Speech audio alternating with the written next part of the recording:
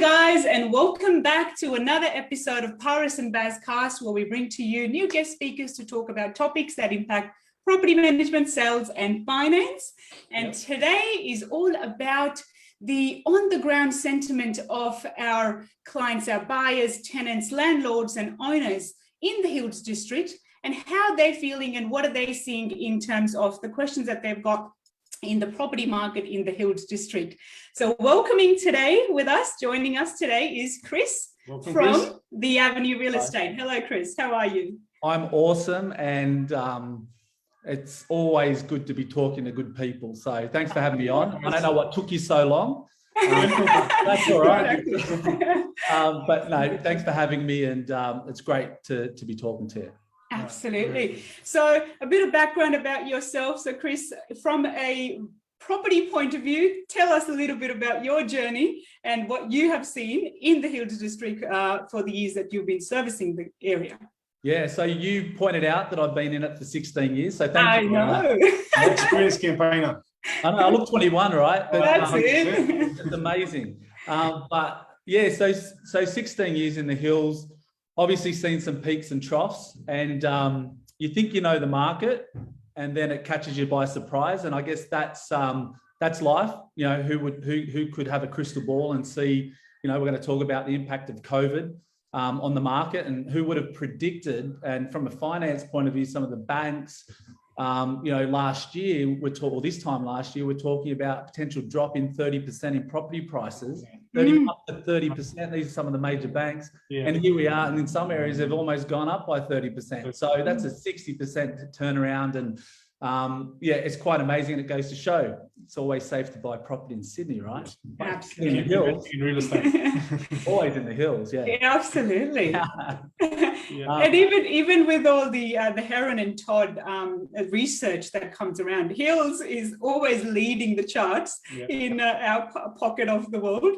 So it's so great to see. And it was one of the stories you guys, I think, put up a couple of days ago with the average price in Bella Vista, Castle Hill. I think they've all gone up about 20-25% over year on year, which is crazy. I think we're hitting 2 million median price. So so we've got all these sellers out there going, awesome, like I'm excited, and then we've got all these buyers going, oh my goodness, like how do we buy?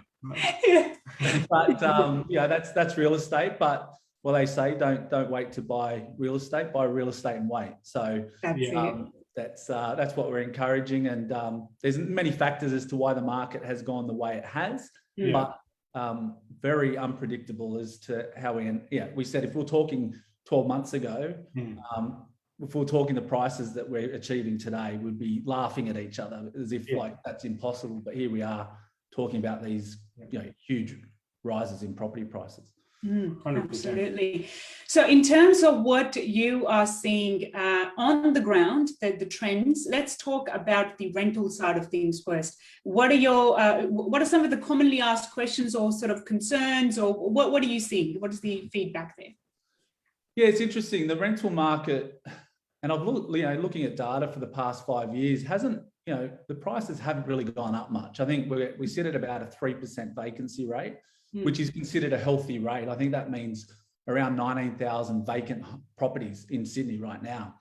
And I think that's been sort of a bit of a blessing in disguise. It's a nice balanced market. So it's left a really good framework for these negotiations or through the moratorium of evictions and renegotiating rents through that period. It's really allowed a common sense approach to those negotiations. And personally, we've got a rent roll of around 200 properties, and we had only 8 that reached out for some assistance in rent relief. And that assistance was due to mainly a deferred rental, which now we had a plan in place, and they've all thankfully, they're all back to square, which is really encouraging. It shows that most people's financially weren't affected through COVID, through JobKeeper and retain their job. So there's some really positive things that came out, because there's nothing worse. We spoke about before we came on, like we're in the business of dealing with people, not property. And you don't want anyone to be going through hardship, and you want to try and help them. And the really good thing that came out of COVID was that we saw a level of humanity within people, really taking consideration of someone else's position and doing what they can to make it work. And it's sort of all really worked. We're given the framework from the government under the moratorium, but it just came down to a lot of people doing the right thing.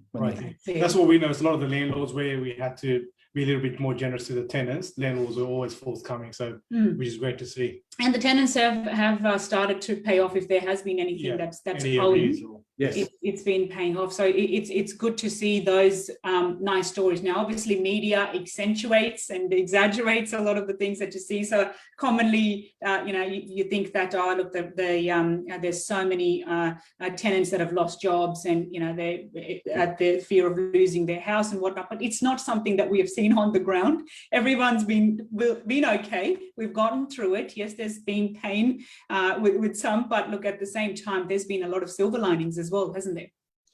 Absolutely.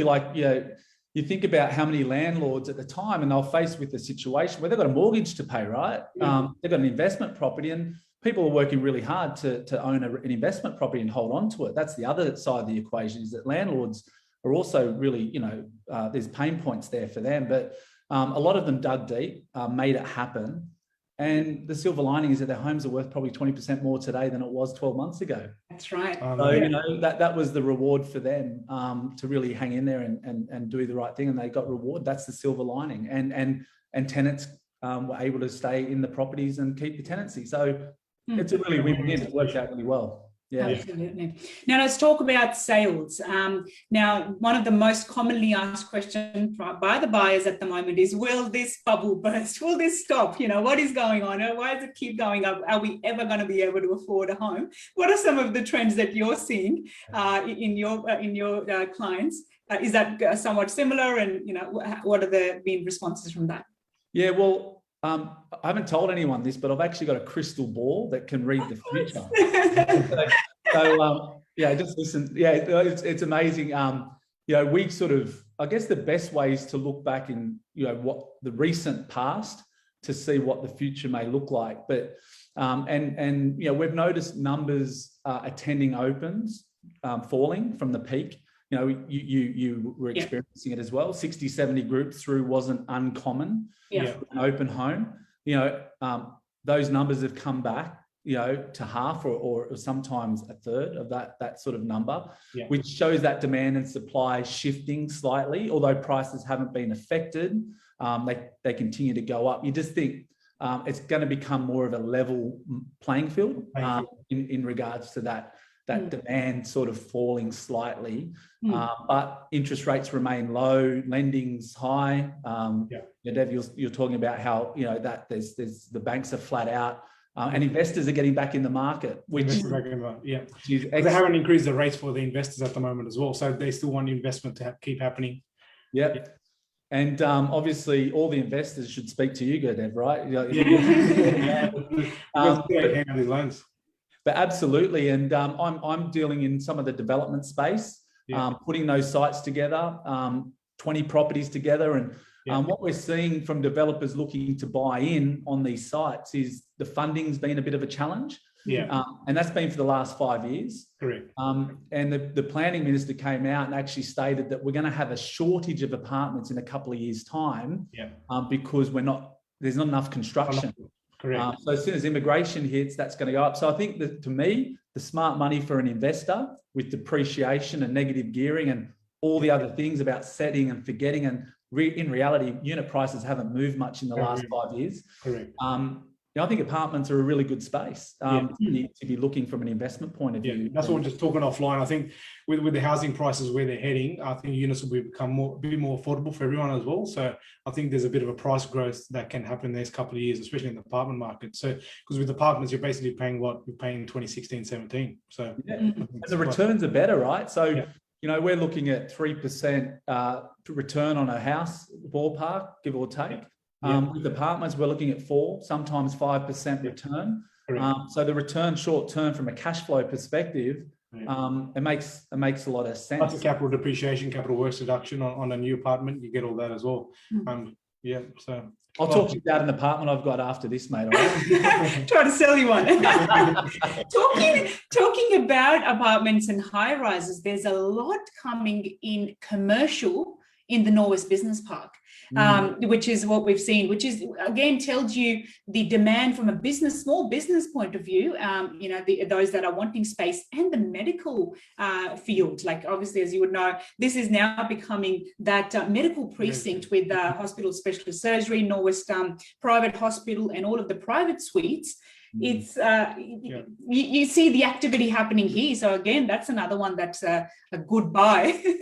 Absolutely. It's going to be interesting, the flow on, because some of the recent laws around the commercial space, where they had I think for every the ballpark was every 27 square meters they'll provide a car space. Now the laws have changed to every 40 square meters they'll provide a car space.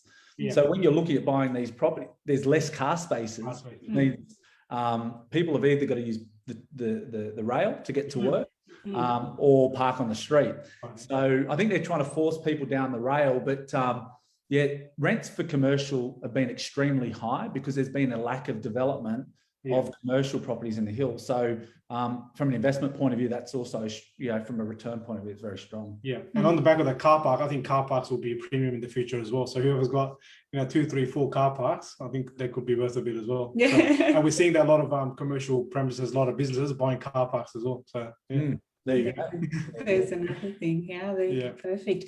So in terms of sellers, what are some of the things that you're seeing on the ground? Has there been sort of hesitation of, we'll just wait until lockdown's finished before we go to market, or have there been not much of a difference in what you've seen?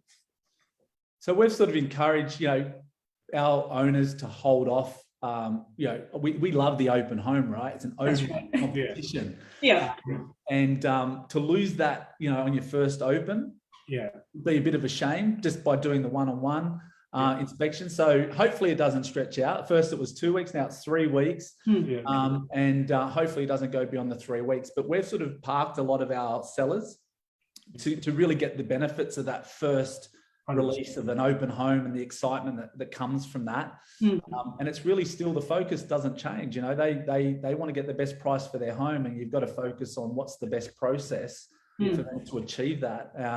So we've sort of we've got a few properties on hold to launch once we've got some clarity, and buyers have clarity and there's confidence back in the market. That's right. Because the first couple of open homes, that's when the real hot offers come in, and it makes sense to capitalize on that. And holding 1 or 2 weeks doesn't really matter. Exactly. And there is that sort of general fear of leaving. What is considered a essential reason to leave your home is buying a property, which, look, for the record, you can still move properties, you can still inspect properties, so that's not illegal as per New South Wales government. But there is that sort of concern, and having those one-on-one inspections sometimes works in some people's favour. There's been some pretty like buyers that are saying, well, look, there's going to be less competition for me to buy, so I would be keen to have a look at that. So there's two ends of the coin, two sides of the coin. And we've seen both. I've always seen from the last lockdown as well, with the last lockdown coming out last year, I think the market really pumped after that. So I think if the sellers do wait out a bit, I think they should win. You just don't want that oversupply, but I don't think that's an issue, because we're so far off having an oversupply. I can't see that happening. But it's funny what essential services are. I think it wasn't me going to buy a handbag, but handbag, apparently that's essential. Is that right? Exactly. Where do you draw the line? Some of the shops, they're absolutely pumping at the moment, apparently. Yeah, exactly. It's crazy, but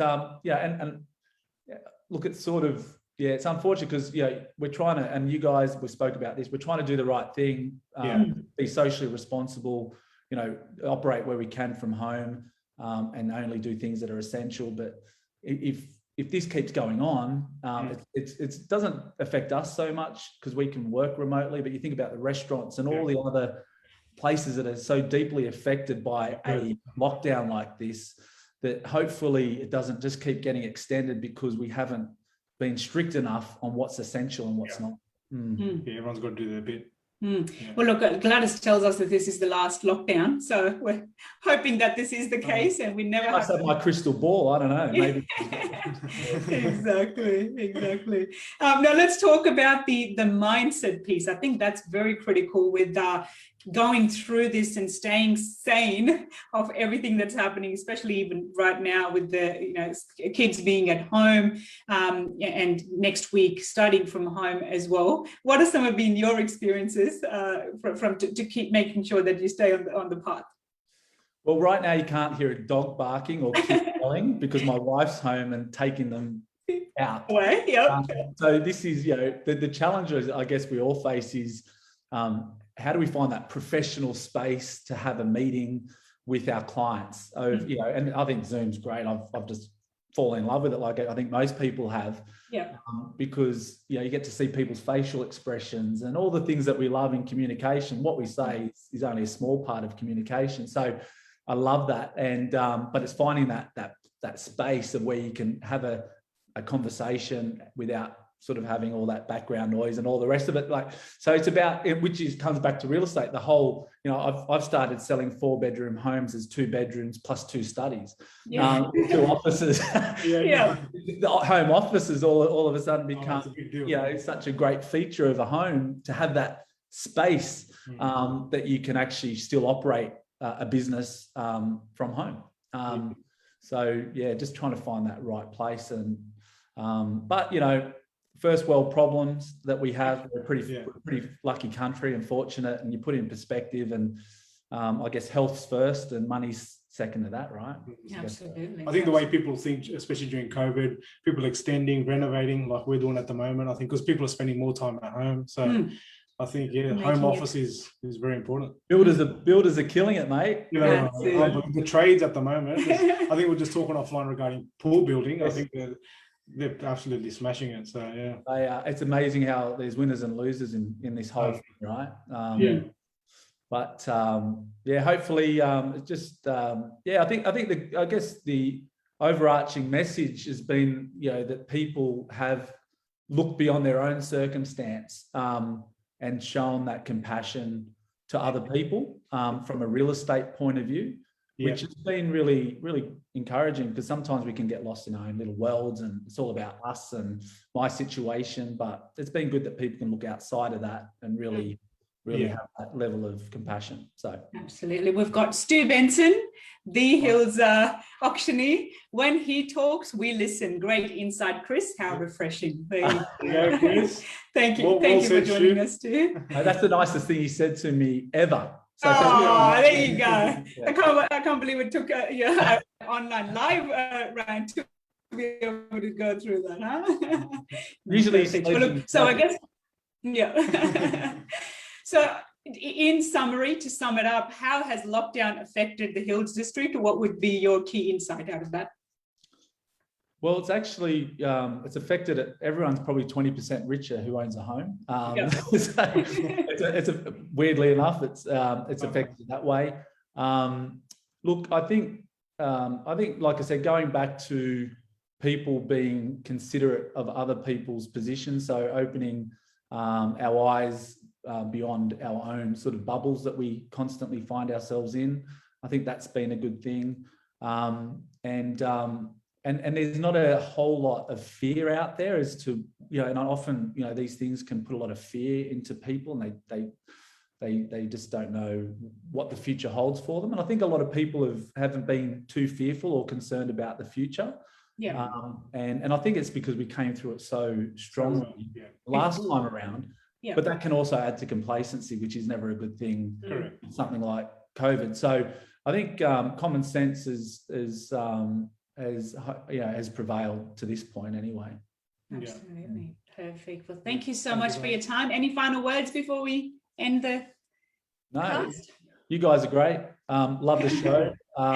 And more people should listen. And it goes to show that in our industry, good people can collaborate and learn from each other and work together. And I love what you guys are doing, giving good content about real estate, because there's so much involved in real estate on a finance point of view, and all of your podcasts touch on so many different things. So it's great content, and information's power. So keep up the good work, and thanks for having me.